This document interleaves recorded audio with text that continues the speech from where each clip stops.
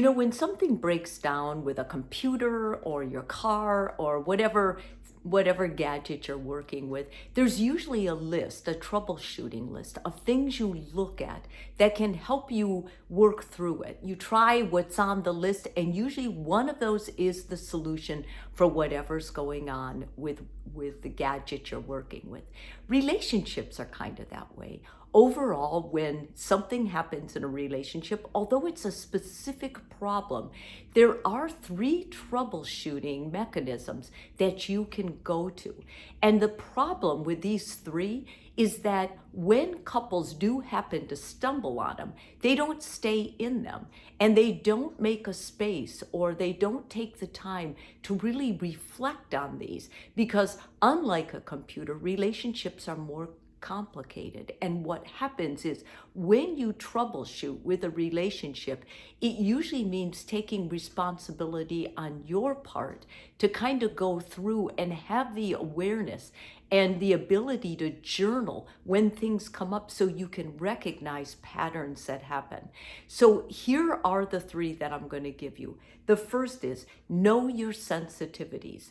If you're reacting to something your partner said, and then you go to the next step of, you always say this stuff, you always hurt me, and you start shutting down and stonewalling, you're creating a massive mountain out of something that didn't need to have that extreme reaction to it. So what I'm going to tell you is, know what your trigger points are. When you have a sensitivity and your partner happens to keep pushing on that button, you are going to get angry and resentful and bitter. And so rather than that, write down what your partner says and then reflect. Why does that bother me? Many times you'll see things that happened in childhood, some trauma that you never dealt with or you never fully resolved, and it's still there, heavy on your heart, but you don't know it unless your partner pushes it. Now, I just want to give one awareness note here. Men have a more difficult time with this, and the reason is because society tells men to stuff it and don't talk about it. And that's why when your woman tells you, what are you thinking? Open up more. The guy says, I'm not thinking anything, or I don't know. It's buried so deeply. So men, I'm giving you an opportunity here and a challenge. Please start keeping a journal and write it down when your partner said something that's triggering your sensitivity. You have a right to feel hurt, but you also have a right to share that hurt so your partner knows not to push it on it again. Secondly, be assertive rather than withdrawing or feeling like you have to walk on eggshells or burying stuff. In most relationships, the problems that occur happened long ago. They started long ago, but people tiptoed around it. They didn't want to deal with it. They shoved it under the rug. The more assertive you are, shows that you are more invested in this relationship. So if you catch things right now, it's not that you're being a bitch or a nag. It's that you're trying to actually help the growth of your relationship, and that's a good thing.